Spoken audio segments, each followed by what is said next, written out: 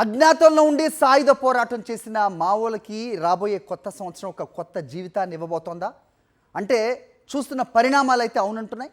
నూతన సంవత్సరం జనవరి 1న ఆయుధ విరమణ చేస్తామని మావోయిస్ట్ పార్టీ ఎంఎంసీ జోన్ ప్రతినిధి అనంత్ అనే పేరుతో మీడియాకు లేఖ విడుదలైంది. అందరూ కలిసి లొంగిపోవడానికి సిద్ధంగా ఉన్నామని ఆ లేఖలో పేర్కొన్నారు మావోయిస్టులు.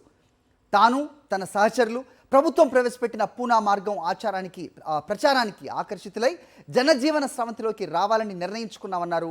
పరస్పర సమన్వయం కమ్యూనికేషన్ కోసం ఓపెన్ ఫ్రీక్వెన్సీ నంబర్ను కూడా విడుదల చేశామన్నారు. ఆయుధాలు వదులుకోవడం అంటే ప్రజలకు ద్రోహం చేయటం కాదని, ఇది సంఘర్షణకు సరైన సమయం కాదని ఆ లేఖలో పేర్కొన్నారు మావోయిస్టులు.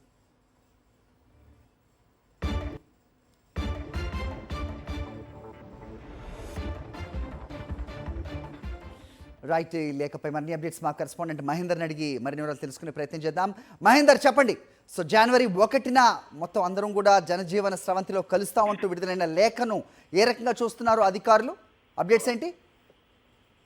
అది మావోయిస్ట్ పార్టీ ఇది ఒక కీలక ప్రకటనగా మనం భావించవచ్చు. ఎందుకంటే ఆపరేషన్ కాగారు మార్చి ఎండింగ్ వరకు పూర్తి చేస్తామన్నది కూడా కేంద్ర ప్రభుత్వం సంబంధించి లక్ష్యంగా పెట్టుకుంది. అయితే దానికన్నా ముందే ప్రస్తుతం జరుగుతున్న ఇబ్బందికరమైన పరిణామాల నేపథ్యంలో ఇప్పుడున్న పరిస్థితుల్లో లొంగుబాటు అనేది చాలా కీలకం అనేది కూడా మావోయిస్ట్ పార్టీకి సంబంధించిన కీలక నేతలు అత్యవసర సమావేశం ఏర్పాటు చేసి వాళ్ళ ఒక నిర్ణయానికి వచ్చినట్లు చాలా స్పష్టంగా తెలుస్తుంది. ఎందుకంటే ఇప్పటికే చాలా వరకు పార్టీలో ఉన్న టాప్ త్రీ లీడర్లో ఇప్పటికే మల్లోజుల వేణుగోపాల్, ఆచన్న లొంగిపోవడం, అదేవిధంగా హిడ్మా ఎన్కౌంటర్ తర్వాత పార్టీ పూర్తిగా బలహీనపడింది. ఇంత టాప్ క్యాడర్ పార్టీలో చాలా కీలకంగా అంటే ఇటు రిక్రూట్మెంట్ విషయంలో కానీ ఆయుధాలకు సంబంధించి సమకూర్చే విషయంలో కానీ వీళ్ళు ముగ్గురు చాలా కీలకంగా వివరిస్తూ వచ్చారు. ఇందులో ఇద్దరు లొంగిపోవడం, ఒకరు ఎన్కౌంటర్ సంబంధించిన నేపథ్యంలో ఏ పరిస్థితుల్లోనైనా పార్టీ సంబంధించి బలోపేతం చేసుకోవడం కుదరదు. ఇప్పుడున్న పరిస్థితుల్లో ఆత్మరక్షణలో భాగంగా ఆయుధాలకు సంబంధించి మొత్తం సాయుధ పోరాటం మొత్తం ఆపేయడం తప్పితే వేరే ఛాన్స్ లేదన్నది కూడా పార్టీకి సంబంధించి నిర్ణయించుకుని దీనిలో భాగంగానే ఎంసీసీ జోన్ ప్రతినిధి కూడా అనంత్ పేరిట ఒక లేఖ సంబంధించి విడుదల చేసింది. అయితే దీన్ని ఇటు అధికారులు ఛత్తీస్గఢ్ సంబంధించిన పోలీసు ఉన్నత అధికారులు కూడా దీన్ని పరిశీలిస్తున్నారు. అదేవిధంగా అటు కేంద్ర ప్రభుత్వం సంబంధించి హోంశాఖ దృష్టిలో కూడా పెట్టినట్లు తెలుస్తుంది.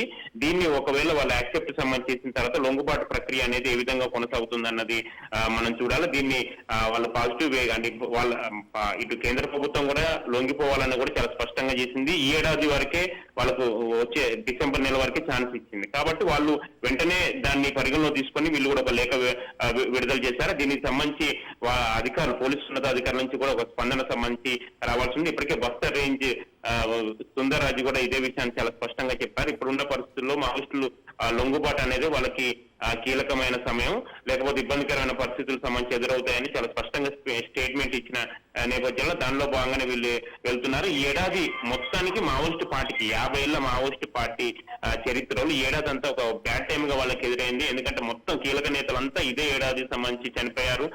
మా పార్టీ సంబంధించి కీలక నేతలు కూడా ఇదే ఏడాది లొంగిపోవడం జరిగింది. దాదాపు 456 మంది మావోయిస్టులు చనిపోయిన నేపథ్యంలో వాళ్ళు లొంగుబాటే శరణ్యంగా భావిస్తున్నారు. రైట్ మహేందర్.